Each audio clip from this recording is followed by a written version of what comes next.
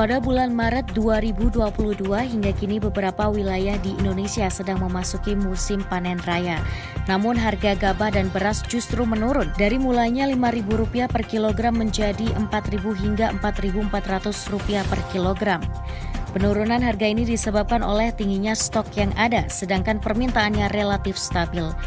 Di samping itu, tingginya curah hujan membuat gabah mengandung banyak kadar air. Padahal hanya gabah dengan kadar air di bawah 25% yang dapat dibeli dan disalurkan pemerintah karena kualitasnya dianggap baik.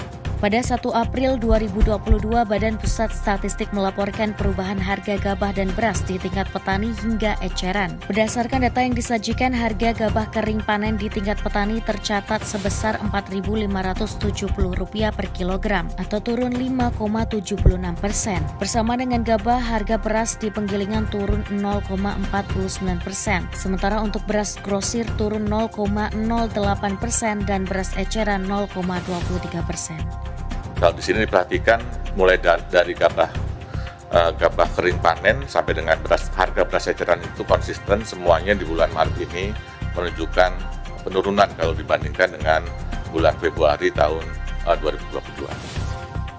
Kepala Badan Pusat Statistik Margo Yuwono mengatakan, kenaikan harga gabah mempengaruhi turunnya nilai tukar petani, khususnya pada subsektor tanaman pangan sebesar 1,19%. Dari bulan sebelumnya 100,43 poin menjadi 99,23 poin pada bulan Maret 2022.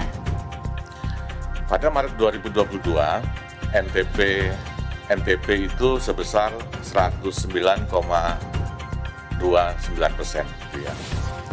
Ini meningkat 0,42% ya kalau dibandingkan dengan bulan Februari tahun 2022.